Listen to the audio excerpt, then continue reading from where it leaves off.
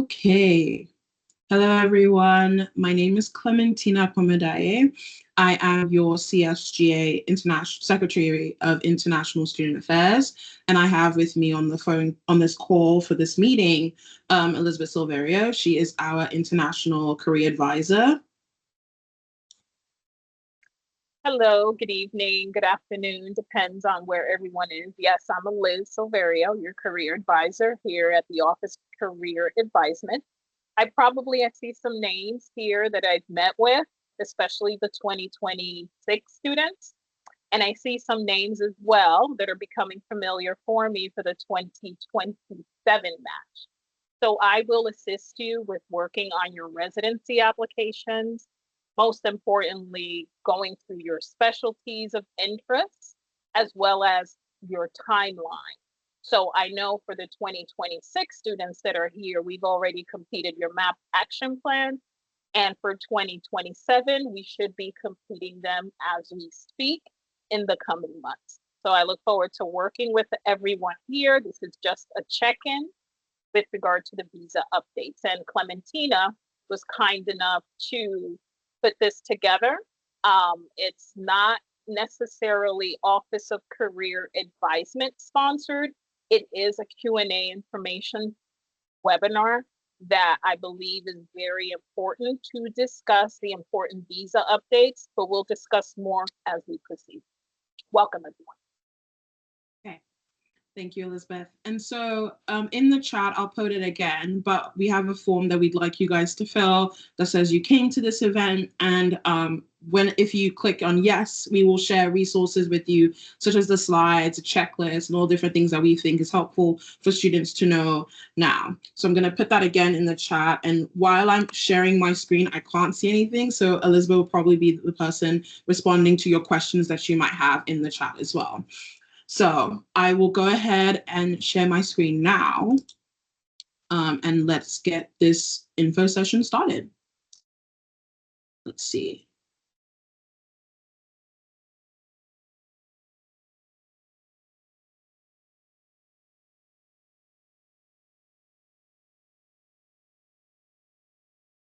And I did record, I'm recording the event, so this is good, this is good. So is everyone able to see my screen? Sorry, it's like taking a minute to load, so I'm like. Click the thumbs up, everyone, if you're able to see her screen. Beautiful. It's a little delayed, but it's there. Yeah, forgive my internet. My apartment's interesting this week, so okay. Yes, okay, good. Thank you so much, guys. All right, so welcome. So today we're discussing visa updates and residency pathways for the 2026-2027 match cycle. This session is primarily for the latest visa updates, J1 and H1B. We'll talk about that.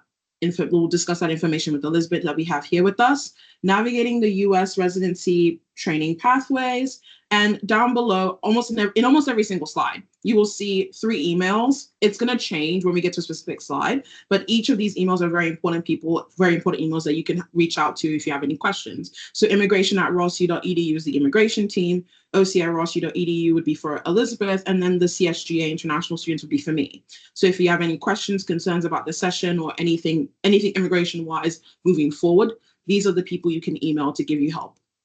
Okay, so let's get started. So first of all, disclaimer. Immigration is a very, very individualized process. No one's exact journey is the exact same. To ensure you remain compliant with immigration laws in the US, it is essential that you remain in close contact with the Ross immigration team. Their guidance is especially important during your clinical years and in the context of evolving immigration policies under the current administration. Please make sure they are informed and involved with each stage of your journey. It's very, very important that they know what's going on because they cannot help you if they don't know what's happening. So big caveat for that. Clementina, can I add something there? Go ahead, please.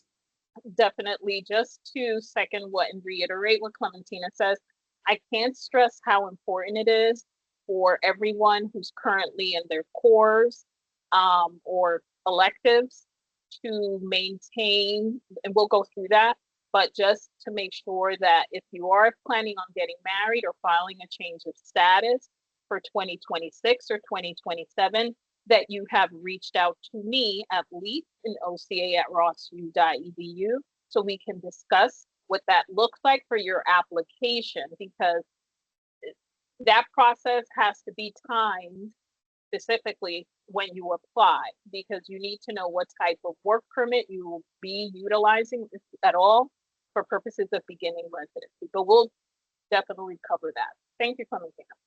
Oh, happy. Okay. So this session primarily applies to international students who require a visa, so non-US IMGs, aka people who are planning to marry a US citizen, like Elizabeth mentioned. If you're TPS, asylum, DACA, other visa status, this is a good session for you to come to. This is a great starting point for you if you have like no idea what's going on. So from here, you can build on and reach out to immigration, reach out to OCA with Elizabeth, or even reach out to me and I can put you into the right corner if you need extra assistance or you're not sure where to start. Okay, so I wanted to put out a slide here for you guys so you guys know who the key characters of your immigration journey would look, who they are. So we have Kelly, and she's our head of immigration at our USM.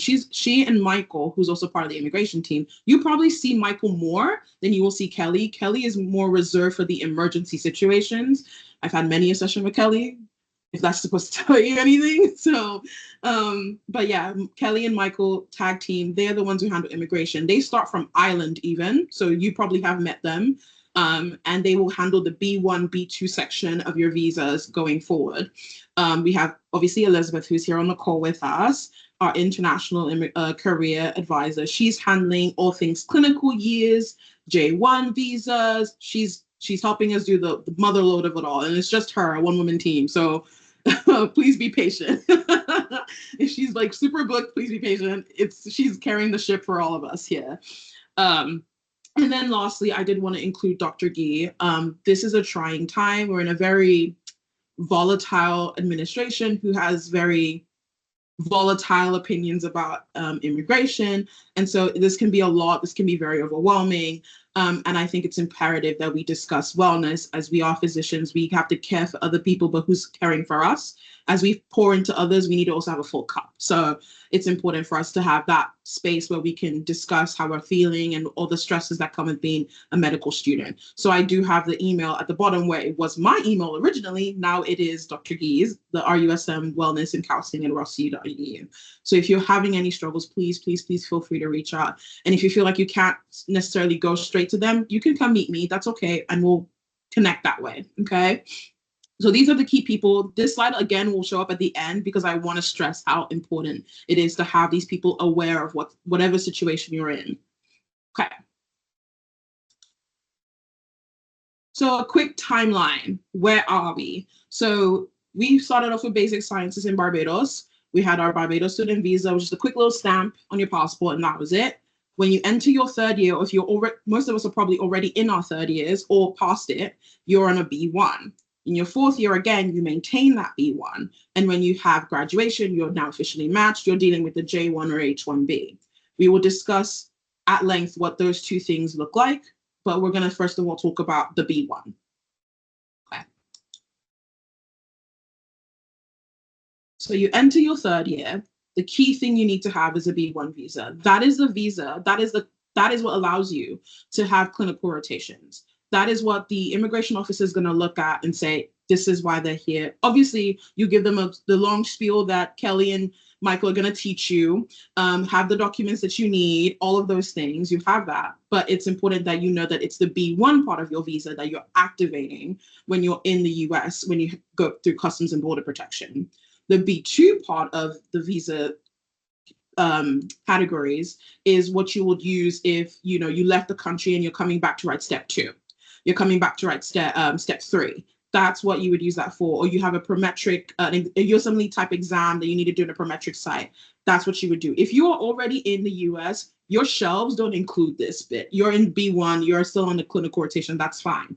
We're just saying that if there was ever a pause and then you required to leave and then come back, you typically, if you tell the Custom and Border Protection officer, I'm here to write step 2, that's what the B2 is going to cover. It's not a B1. If you tell them I'm here for clinical rotations, that's a B1. Other things that you'd use a B2 for, residency interviews. If you have some that are in person and you've left the US, let's say you've graduated, you've left the US and you're coming back for those interviews, it's the B2 you're using. As well as for the commencement ceremony that happens in May of your graduation, for this program, that's also the B2 visa that you're going to use. So some visas have a combo, like mine, I'm Nigerian, and my visa is a B1, B2. So I have both of those things. So it's all a matter of me coming up there and saying exactly what I want to do, and then they'll choose what side of the visa they want to activate for that trip. So that's what's going on in your third year when you enter into the US. Same thing with the fourth year. This can still apply, but it's, again, the B1 that's what's keeping you here for rotations. The B1 is what allows you to tell the Customs and Border Protection, hey, I want a year instead of 6 months, because 6 months is the B2. And even with that, it's like you have to leave before 6 months. And just to reiterate what Clementina just said, you'll be working with Kelly. You most likely have met Kelly and Michael in order to obtain and get the necessary hospital letters. A lot of you are already in rotations in your clerkship, but also in your electives, and have had that opportunity to be interviewed by the customs agent. And yes, the letter may say, let's say you have 5 electives lined up and you have those necessary letters. But again, the period of time that a student is provided is subject to the discretion of that customs agent at the time of entry. So even if you have 6 months worth of letters and they only grant you time period for 3 months, please remember to depart accordingly, make travel plans, let the hospital know, let Kelly, Michael know, and the immigration team, and then you will re-enter accordingly to renew that visa. Because remember, remaining compliant on your B1 visa funnels into the ability to secure a visa for residency. Exactly. Okay. Now let's talk about fourth year, or the clinical years, as like I like to call it. The key thing is you need to maintain status. You do not want a blimp on your profile for any application you have, because that little tiny mistake can screw you over completely. So it's important that you keep status, you maintain status. And one of the ways I put down is that you make sure you're up to date with your I-94. It's that little website you go on after you'll let go, you're out of the airport, you've taken your bags, you're home now, you've had a good night's sleep, or maybe like a half night's sleep, who knows, and then you wake up the next morning, check what your I-94 says you're allowed to be here for. You go on the website, you fill in your name, your date of birth, your passport number, and it should show you both your travel history as well as the visa type you're under and how long you're allowed to be in the States for. And send that information to Kelly and Michael that, hey, this is my I-94, along with your passport data page that has your face and all of that, and send that to them. It's important they're up to date. They are up to date with everything you're doing, including the movements you're having in the US. Travel plans are a big, big thing, like Elizabeth has already stressed out for you guys. You need to plan travel effectively, not only if you're giving shorter time to do your clinical rotations, but also how it's going to affect your match cycle. So one thing I wanted to make sure you guys understood was that needing to renew your visa during clinical rotations is not considered an excused absence. So you need to make sure that the immigration team, as well as Elizabeth, know what the situation is.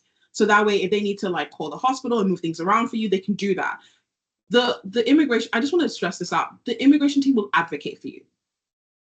And you will need someone who will be able to advocate for you, because you will know how to advocate for yourself. I had many, many situations where I've had to cancel rotations because I was stuck home for 2 months. And I didn't have to pay the fee of like having to cancel things, because if it were up to me, I would be in my clinical rotations. This just happened out of nowhere. And who advocated for me? The immigration team. So it's very important that they know what's happening so they can help you out. Also, like when it comes to matching, depending on what match cycle that you are trying to join on, you need ample time to get that J1 and H1 or H1B visa appointment. You need time to do that, because some countries might have like a 2-week wait time. Other countries might have a full week, 3 weeks. 6 weeks. You need time to I like to say in case of incasities, it's not a real word, but just to give yourself space for problems that arise and fix them. So if you want to match, this is for my 2026 applicants, if you want to match for the 2026 match cycle, you need to have graduated latest May 2nd, 2026. That is the last time, like the last little date you got left to do that. So you can give yourself enough space and room to get that J1 or H1B visa appointment on that. So travel plans really, really shape how your match cycle could look like. And again, as well as the graduation, your graduation date will affect how much time you have for your visa. Clementina, let me clarify something about the graduation date and the ability to secure an H-1B visa, which we'll get into in the later slides. Something you said, in order to qualify, in order to probably qualify for an H-1B visa, you need to graduate by, I believe it's May 2nd, which is correct. For 2026, my 2026 students on the call, you will not have the ability to secure an H-1B visa, even if you graduate on May 2nd, because there's eligibility criteria. You must pass step 3. There is not enough time between May and July 1st to secure the necessary documentation. But we'll go through that individually with each and every student. This, what I'm saying, this caveat does not apply to 2027 match students. This only applies to my students on the call that are 2026. Next slide, Clementina.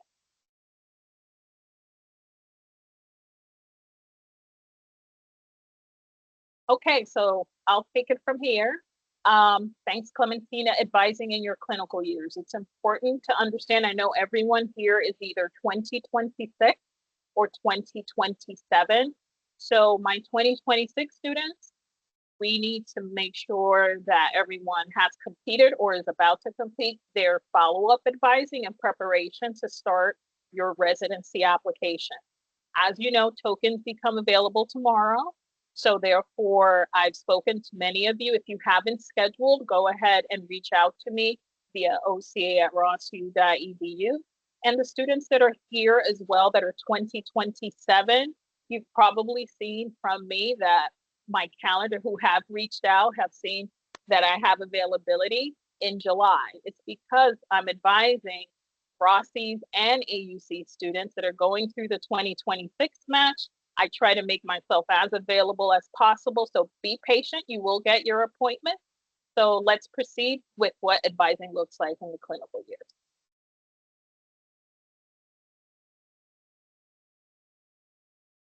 So, oops.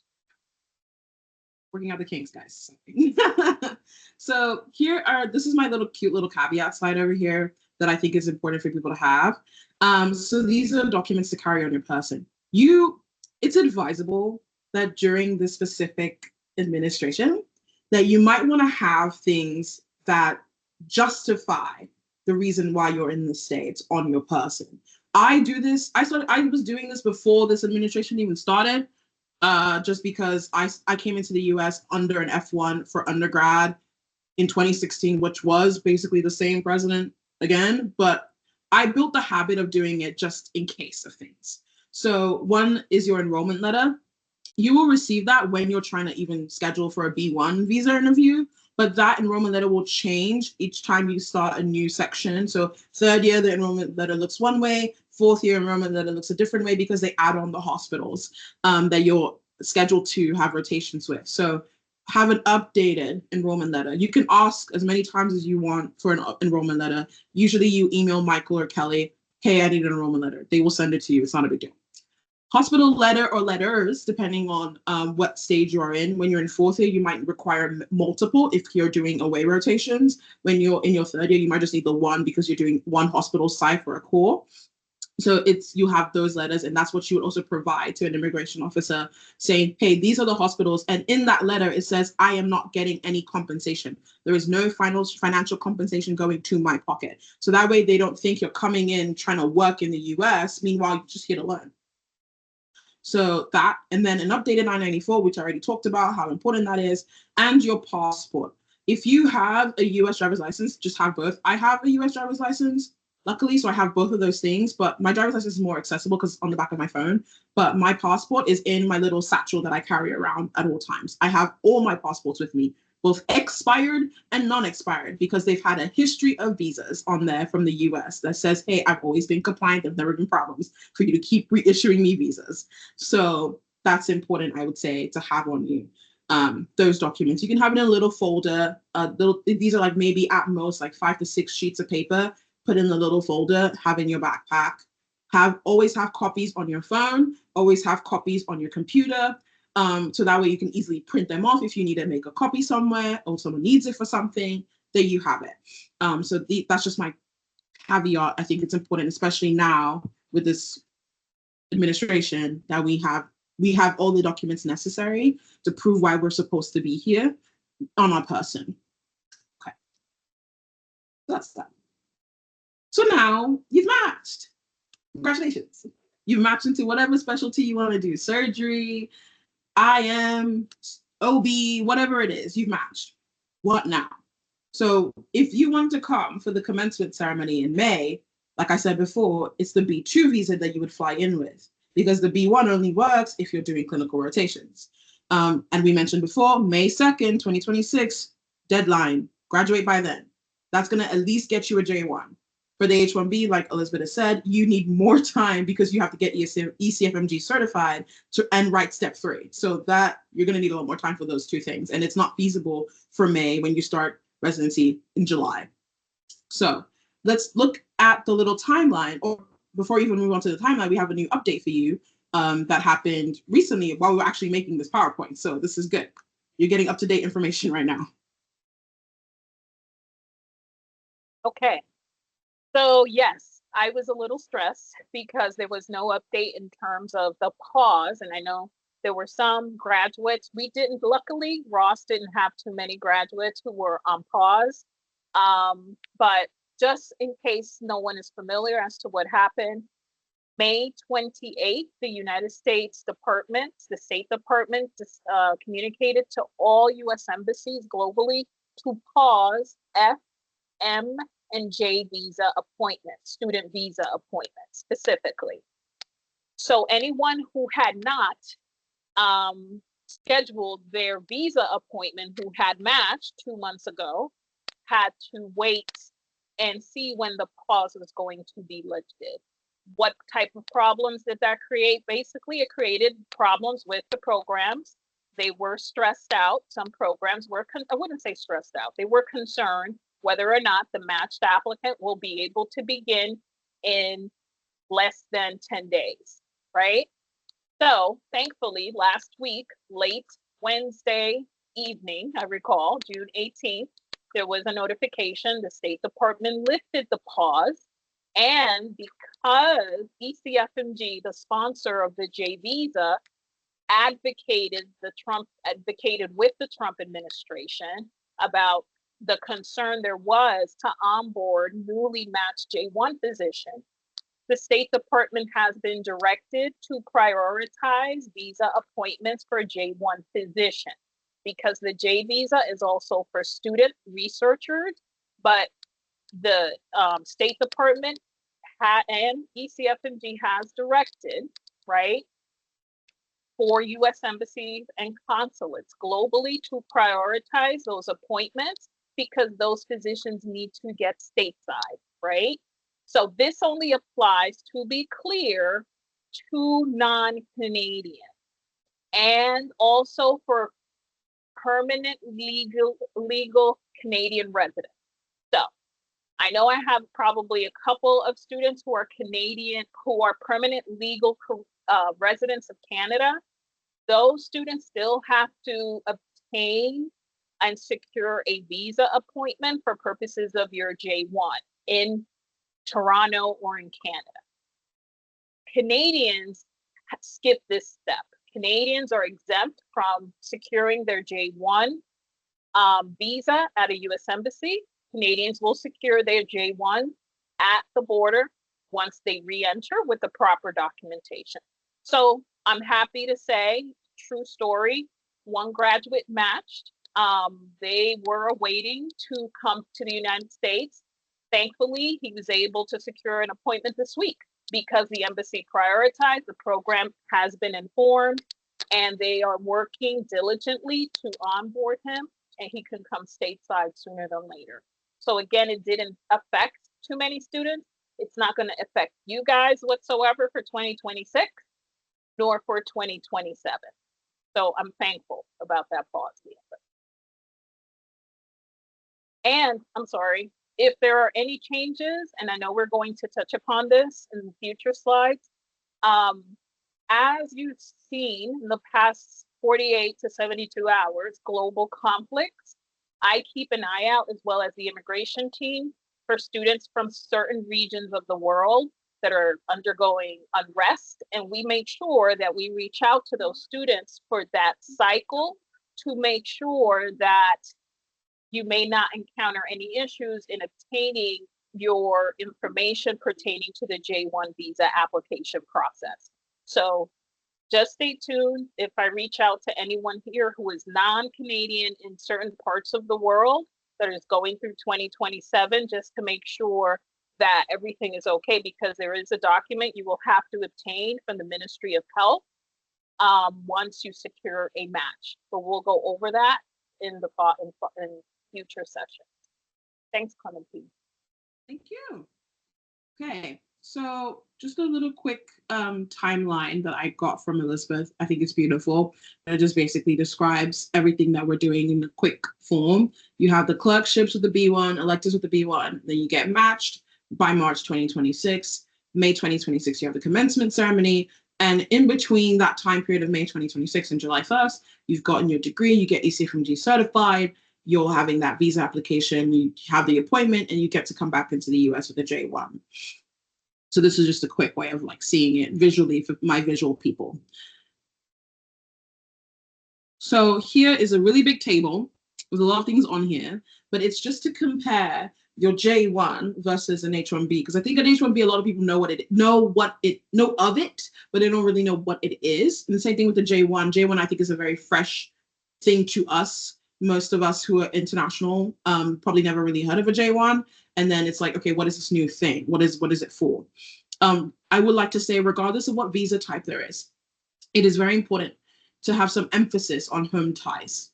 It is very beneficial for you, especially during this administration, that you have multiple home ties to your home country. So that's bank accounts, homes, businesses, nuclear family members, all of that. They really want to know, especially for the J1, they really want to know that you're not trying to stay in the US. It sounds very counterintuitive, but it's important for you to have that, saying like, oh, if you guys don't want me here, I have other things I could do because I have home ties. Like, it's important that you're not stranded if you're like having to leave the US. Like, it's important you have that. So things like even having enough money in your bank account to have a flight out of the country in case you need to leave, like that kind of thing.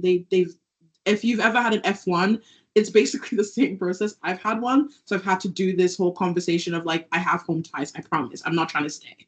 So that's important, a big caveat I wanted to push out for you guys.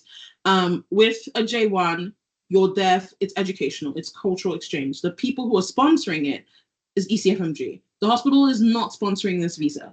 ECFMG is the one who's going to sponsor it. And that's why you only require a step 1 and a step 2, because those are the 2 things you need to be ECFMG certified on the medical section of ECFMG certification. The J1 is limited to that training program only. It can go up to 7 years. If you decide to do a fellowship, it can just be the 4/3 years you would need for the residency. There is a 2-year home requirement. It's required that you go back home for 2 years unless you get a waiver, which Elizabeth will discuss in the next slide. The 5 waiver options, again, we will discuss again in the next slide. There is no direct pathway for a green card. You'd have to have that J1 waiver first. And you can have dependents on a J1. You can have a spouse or kids under 18 and they can apply for a waiver. With an H1B, it's temporary employment. You have a job. And this is the hospital itself sponsoring for that. And that's why they're very, very rare that hospitals will give a J1, a H1B, pardon me, because of how they're the ones who have to like basically co-sign for you. Like, no, we want this person so badly. This is who we're going to get. And you need to have passed step 3. And for you to write step 3, you need to be ECFMG certified.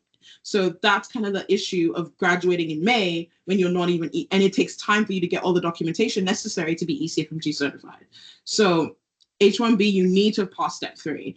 It can include any clinical employment, anything beyond training, whether it's fellowship, all of that. Initially, it's 3 years and you can extend it all the way up to 6. There is no returning home. You don't have to do that. There are no waivers, and you can file for a change of status to a green card. So that's great. And you have you can have dependents on it with an H4. So that's the differences between a J1 and an H1B. And then Elizabeth, you want me to go to the next slide for the waivers? Awesome. Yes. So let's go waivers. Let's talk about those. Okay, now that Clementina touched upon the J1, H1B, I think she did a better job because sometimes I go too much into the weeds and go into the unnecessary, irrelevant information that students don't need to know. She gave you the TikTok during individual advising sessions, as students know here on the call that I've already spoken with for the 2026 cycle, and some students that I've spoken with for 2027. You have somewhat of a better understanding about the H-1B versus the J-1.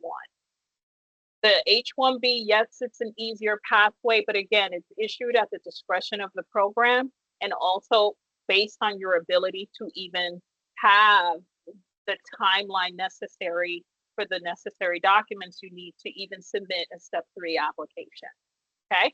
However, there is a pathway. If the goal is to remain in the United States and continue to practice medicine, there are the J1 waivers, right? Putting aside, let's say, if you decide to complete a fellowship, let's say you complete your residency and you apply for a fellowship, you do not need to apply for a waiver. You would just apply for another J1 visa for the duration of that fellowship. And then you would apply for a waiver at that time. Depending on where you are in your life, you may be married to a US citizen, you may be offered a position at that time. It all depends on the status of your circumstances at that juncture. You'll be able to work with colleagues at your job, but also an immigration attorney within, I would say 4 years from now, things can change accordingly. But in the interim, let's discuss the J1 waivers that are available. So there are 5 waivers, and there are common waivers that are issued. They're very straightforward. The waivers are typically issued by the program coordinator, where you will ultimately be hired for that purpose. So the Conrad 30 waiver program is basically after you complete residency and you're offered, for example, a hospitalist position, right? Attending position, something to that extent. Then the program would hire you and you're contracted to work in a medically underserved area, okay? And the process to do that paperwork is very straightforward, and the coordinator where you ultimately secured that contract will assist you with what is responsible for submitting that paperwork. The second waiver is the interested government agency waiver. Basically, is if you secure a position after residency, after the completion of residency, at a federal agency, for example, the Veterans Hospital, the NIH, HSS, they also put in the request on your behalf, and it's basically public health focus or research focus.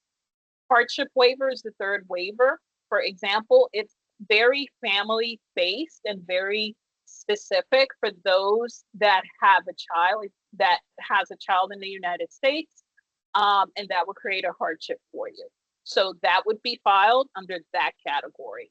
Persecution waiver is just that if you were to return home, you would be persecuted based on religion, race, or political opinion. So that could be filed. The no objection statement waiver is basically the home country government issues the waiver. So basically, it's not necessarily issued for J1 positions because it's more related to research scholars, for scholars that secure the J1 visa for university purposes. That's what the Trump administration was trying to get paused, but J1 positions fall under the medical category, okay? So again, there are different pathways Don't be concerned that you are securing a J1 visa for purposes of residency. You're able to secure a waiver if you secure a position after this, if you decide not to do a fellowship. If you decide to complete a fellowship after residency, you apply for another J1 for the duration of that fellowship. Okay? Thank you, Clementina. Okay, so this is it right here. This is where everyone is going to get a quiz, and I will make sure that everyone understands what this means. This is important. We reiterated from the beginning, this is layered learning.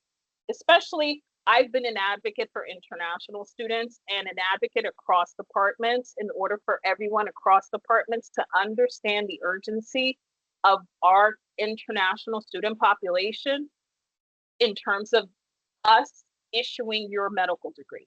Because I understand the urgency that everyone has, including Canadians, right, to be issued your ECFMG certification. Okay, so let's go over it. It's going to be superficial because you'll also obtain, I provide this in an international student guide that's posted on the OCA page, as well as when we complete your MAP advising, as well as when we complete your follow-up. We're going to hold, and we'll discuss it in the future, additional information sessions regarding this specifically, because it's important for everyone to understand, especially for the next 2 cycles, to provide everyone with some ownership and responsibility in terms of your trajectory, because we are living in very uncertain times. So it's important that, for me, that everyone understands what the process is, okay? And I hope it's important for everyone on this call. All right, so a lot of students always ask, what happens after I finish my 90 weeks? Basically, when do I get my medical degree? What does my graduation date mean? So some of you most likely are scheduled to graduate in November. Everyone has different graduation dates. So therefore, this process will change depending on when you're scheduled to graduate and finish your graduation requirements, which include your 90 weeks. So it's a 5-step process. Your medical degree is issued only after you complete all of your graduation requirements. So for example, let's take Clementina. She's scheduled, I don't believe you're scheduled for November 30th, but let's just use this hypothetical. So if you are scheduled to graduate November 30th, she will not get her degree on November 30th. The registrar will begin processing and auditing her file for clearance, right? The registrar knows when everyone is expected to graduate. You guys and Clementina will receive what's called the graduation application. You will complete that. I believe it's like 2 months prior to your graduation date. You will complete it, and then the registrar will go through the process. As long as there are no financial holds, all your evaluations are received by Ross, right? Expect your degree to be issued. I would say you receive the email first with instructions from the office of the registrar that your degree will be mailed to the address that you provided on the graduation application. That email will also include step 2, instructions as to how to upload a digital copy of your diploma to the ECFMG portal. Remember, in order to trigger the J1 process, because the visa application requires a copy of your medical degree and ECFMG certificate.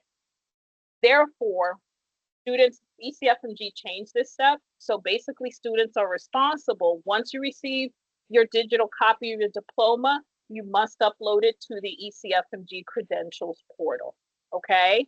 That is what triggers and notifies ECFMG to notify us, the school, to start the certification process, okay? You will get this in an email as well.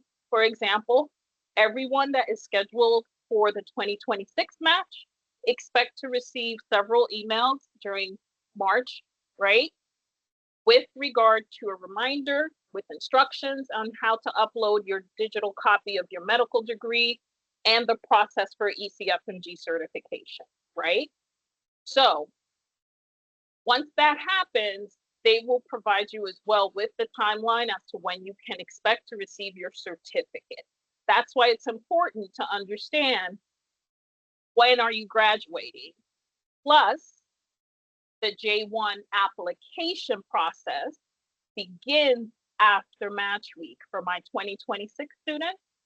That process will begin sometime in April once the coordinator reaches out to you to commence the J1 application process. You do not do anything until the coordinator where you match reaches out to you. My 2027 students will go over this in a few months, but just to give you an idea as to what to expect. Once the J1 visa application is approved, the coordinator where you match will issue step 5, the DS 2019 document for reentry into the United States to begin residency. Okay. As I indicated, Canadians do not, you just re-enter with that document and a few other documents. You present them at a port of entry, and the customs, this USCIS agent, will issue your J1 visa at that time. Canadian permanent legal residents of Canada will have to secure a US Embassy appointment in Canada for purposes of securing the J1 visa, okay? Because you're not a Canadian citizen. My non-Canadians who are from the UK, Nigeria, or from anywhere outside of Canada will have to secure a visa appointment for purposes of securing your J1 and then re-enter. I'm not going to jinx it in terms of any pauses in the future. I don't believe so whatsoever, unless we have a pandemic or whatever. There was, speaking of pandemic, even during the pandemic, there was a carve out for J1 physicians under the same administration in March of 2020, where they exempted J1 physicians. We did not have any Ross graduates delay their start date because of the exemption that was created. So I want to just make sure everyone understands you are able, as long as you graduate, hopefully by, I would say I don't like the May 2nd graduation date, but it is what it is. It just so happens the calendar for 2026, that's the date that where everyone lands. If you're scheduled to graduate on May 2nd of 2026, that is the last viable date to remain eligible to be issued your degree, hopefully to process your ECFMG certification on time in order to obtain your J1 visa and begin residency to re-enter the country less than a year from today for my 2026 students. A lot of you will be re-entering or should have re-entered by now to get settled wherever it is that you match. For my 2027 students, you'll be doing this 2 years from now, okay? So everything is cyclical. As I indicate there in the last bullet point on the left-hand corner of your screen, the viable graduation date for my 2026 eligible students is May 2nd. For students applying for the 2027 match, to remain eligible to apply and obtain these documents on time, you should graduate no later than April 30th of 2027. And again, we can go over this on an individual basis, but this is, I'm just planting seeds so everyone can start understanding what this looks like. Can anyone here on this call, give me a thumbs up?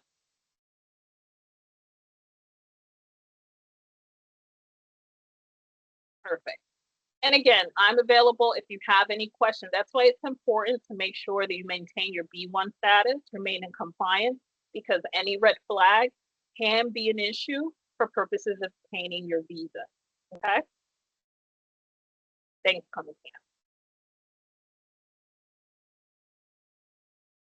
So what should you be doing now if you're in the 2026 match cycle? You've already had your map action plan. You've already had a follow-up session that says, I'm going to be doing the 2026 match cycle. The elective scheduling has already officially completed itself. So now we're just, monitoring for people who are dropping. You might want to switch elective here or there, but that's typically you run those. At this point in time, your main focus would probably be, most of you probably already done comp and you're just mostly doing step 2 CK. For those who haven't done comp or haven't done step and because of that haven't done step 2 CK, it is imperative that you have that done by like August because you want to apply for September. So August should be your last month to think about writing, and like that's early August, not even like late August or the middle of August. Like that should be your last day. However, if you do need the time, I would have that conversation with Elizabeth about, hey, things are happening. I have to do it in August. Have that conversation with Elizabeth, and she will help guide you on how best to move with that. With our Canadians who are doing the comms, please reach out to Elizabeth. She will help you out with that. Anything you want to add, Elizabeth, to this, or we're good to go to the next one? Yes, I was just putting something in the chat. As this indicates, it only applies for students that are eligible for 2026. You should have completed your match action plan already. 2026 students, right now, I'm doing follow-ups for both all of you here, as well for all the Rossies, as well as for AUC students.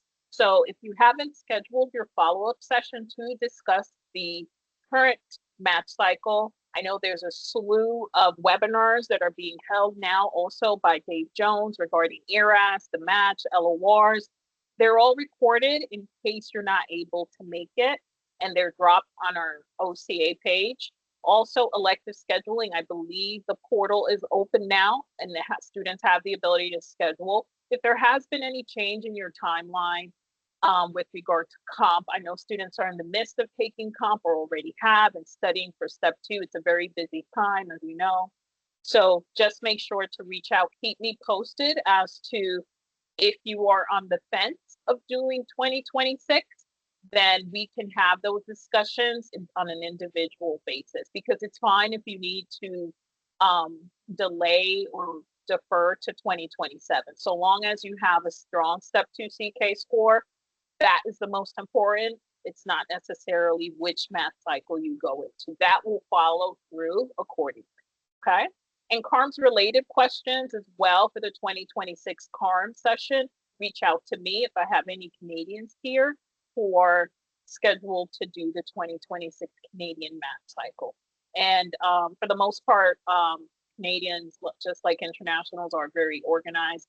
Many of you have either completed the NAC or is scheduled to take the NAC in September, as well as the MCCQE 1. So just reach out. Thanks. And I think the next one is about 2027. Yes.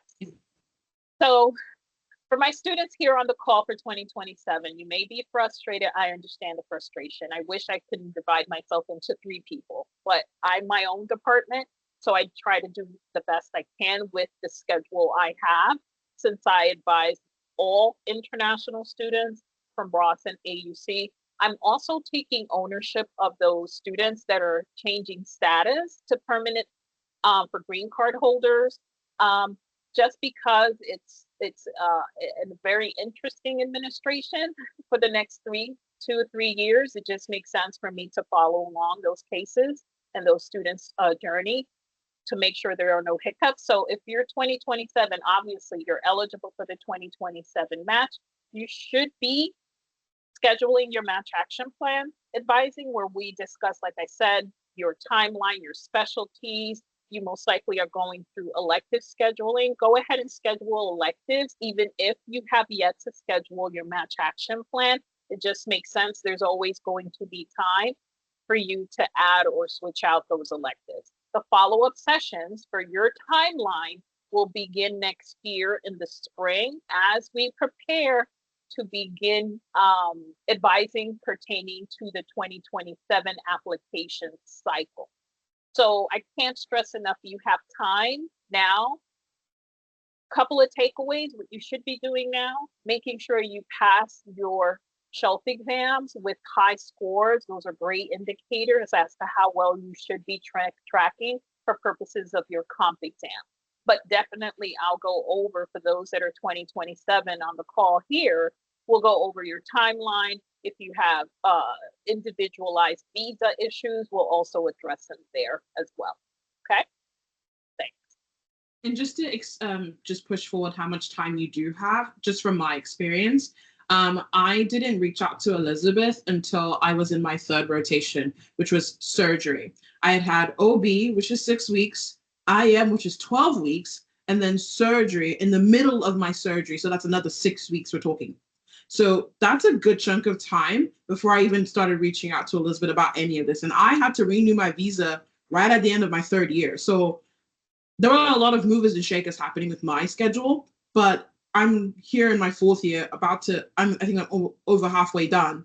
I'm going to be done by November, like October, sorry. So you have time to figure this stuff out. It's not a do or die situation. You will have to. But if you are looking for non-affiliate hospitals for rotations, I would suggest looking into that information now, just in case they have applications that you have to fill out or things you have to figure out before you can actually get that scheduled with Ross. I think it's better for you to get the ground rolling on those things if you have very specific elective rotations you want to do at very specific non-affiliate hospitals. So I think it's better to get that rolling now, especially since you're figuring out your elective scheduling. So.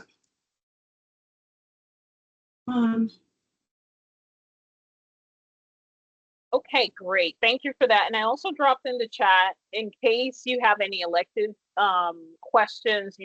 Everyone here I know on the chat on the call is very smart and very proactive. I pride in advice and reporting to leadership about my international students due to the fact that everyone has travel and logistics to keep in mind. Students tend to be more proactive and planners. So I'm happy to be proud of this little community. So due to constant changes in our global situation, we're going to have more information sessions, okay? Because between now, June 24th through November, there may be additional updates. If there are, we're definitely scheduling the residency preparation, latest visa update, right? And then we have one scheduled as well, dates, the exact dates to be determined. Match week readiness, visa preparation essentials, basically empowering everyone with the tools necessary. Yes, I provide this via email, but I think these information seminars do help students, especially in the environment that we're in now, so you can get the latest information, okay, for 2026.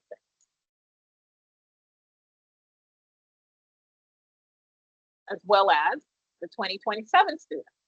So this is just today to kick off the information sessions that are very important for students due to the changes in immigration policy. I just want to make sure that I provide the latest information and accurate information and address any student concerns accordingly. Of course, you can reach out to me, but I think these touch points will help. So for 2027, though, I'll be also hosting a webinar for everyone June 2026, because a year from today, the 2026 students, you guys are going to start working on your applications, right? So at that point, we're going to discuss the visa updates, if there are any updates, as well as the residency pathways. November of next year, Clementina will be rotating in her residency, God willing, hopefully, and everyone here on the call, that's 2026. So my 2027 students in November of next year, we'll discuss residency preparation, latest visa updates, and then February of 2027, we'll discuss match week readiness and visa preparation essentials.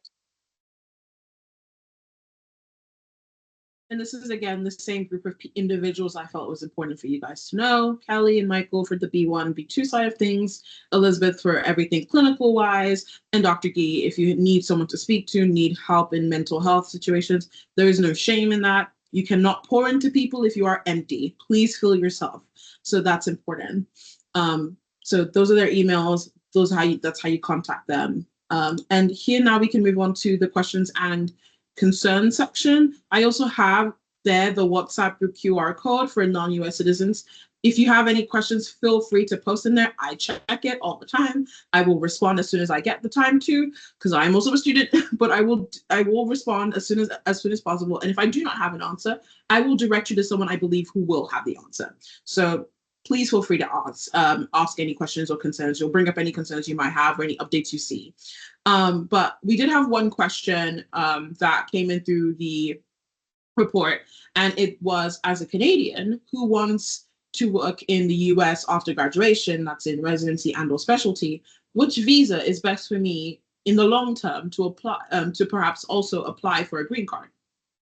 That's a very good question. That is very individually based at that time, because you have to remember, after residency, that's going to be 3 years from now, right?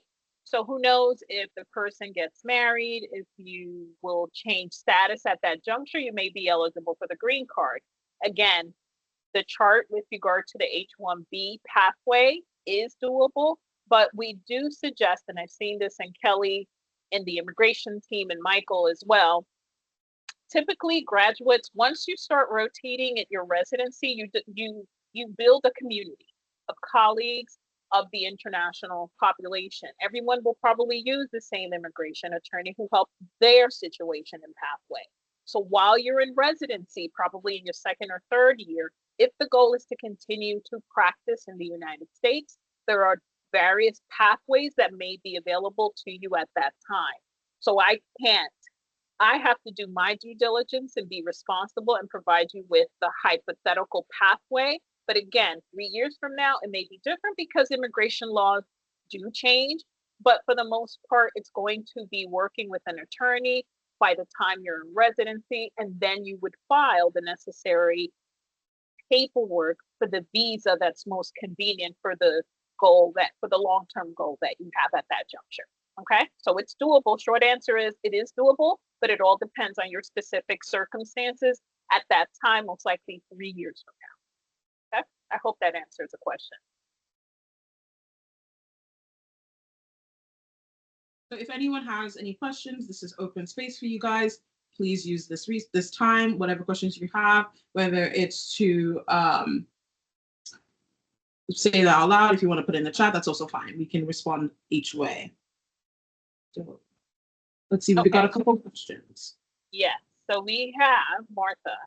Can Canadian citizens apply for residency in the US and in Canada simultaneously in the same match year? I hope, Martha, means you mean apply for the Canadian match and the US match in the same year. Yes, it is possible. Reach out to me, Martha, and schedule your 2027 match action plan to discuss your specific timeline. Typically, Canadians have the ability to apply to CARMS in the same match cycle. It all depends, and there are specific rules in place for purposes of which match will govern. So we already know what the Canadian match is going to take place. The Canadian match date takes place for 2027, March 4th, I believe, before the US match, right, in 2027. So if you apply to both, to CARMS as well as the US, if you match in CARMS on March 4th, then you're automatically, there's an agreement between the United States match and the Canadian match. You will be automatically withdrawn from the US match because you matched in CARMS. But if you don't match in CARMS, then you remain status quo and you proceed to match in the US match. So it's doable. It's just a question of aligning the ability to take the exams, the 2 exams necessary for CARMS. So I encourage any Canadian for 2027 that's interested in going and applying to both the US and CARMS to reach out to me and schedule your individualized match action plan for the US and for the Canadian match. And we have another question, Clementina. Yeah, so I will be finishing my core rotations end of May 2026. Do I still schedule electives right now or wait until June 2026? So that honestly primarily lies on when you kind of want to write step. So step 2 or COM. So if you're the kind of individual who requires that the dedicated time period that if you feel like you want like a month or two off, that can affect what month you're going to start your electives. However, if you have if they open up the electives where you can schedule from August of 2026, I think they have it up until like August 2026. Go ahead and schedule that because it's better for you to have something than nothing, especially because you're gonna leave. If you do leave, you want to come back. You want to have something to come back to. They like it when you have something coming that you can come back to. Does that answer your question? Yes, it's important. I would not recommend to wait until June to schedule. It's better to have, I got this term from students. Students say placeholders. Just schedule what you need. Reach out to me, Krishna, for your match action plan, and schedule it so we can discuss your timeline. Go ahead and schedule whatever placeholders that you like because it takes time for the hospital to approve, but Yeah. at least it's important to have some of those electives scheduled. Okay. I hope that answers your question. Okay, perfect. All right, and everyone's asking, our email is there, oca@rossu.edu. As Clementina knows, I'm the little train that could. I am responsible. The system does assign all international students that require a visa to me automatically. So therefore, just log into and email oca@rossu.edu. For 2027 students on the call, just indicate in the subject line match action plan, and then I'll send you my link so you can schedule. Don't be offended if you do not find earlier availability than July, okay? Because I'm advising Clementina's class right now, and there's some students, if you find anything before then, great, but I try to be fair with students from both AUC and Ross accordingly, okay? I hope it was helpful, everyone. And I guess thank you so much for everyone who joined in the call. If you have any more questions, please go ahead and put in the chat. We'll probably also still have some time left over. If Elizabeth needs to leave, I'll still be on for a minute, so it's okay. So this was brought to you by CSGA from the Department, Little Secretary of International Students. That's me over here, as well as our amazing international career advisor who will advocate for you at any time she can. That is Elizabeth. And again, at the bottom of the slides, immigration@rosu.edu, the OCA at rosu.edu, and then my email as well from CSGA. So if you have any questions, any concerns, and if you needed to join the WhatsApp group as well, please go ahead and join that. If you have any other questions you might have. But yeah, this was the session. This was 3 weeks in the making. So well, thank you, Clementina, for inviting me for this clinical SGA hosted webinar. I look forward to the information seminar coming up in November and February for everyone. That's 2026. Okay, and thank you and good evening. Go ahead and stop sharing. It lets me.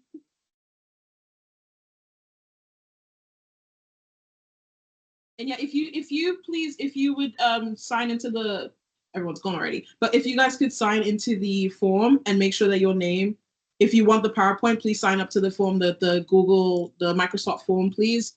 And that will allow me to send that information to everyone for that. I put it like multiple times. So you get the recording as well as the form and a couple extra resources that Elizabeth and I will share towards the people who signed up on that form. So. And if you registered as well on the OCA RESM Connect thing too, you'll get that as well.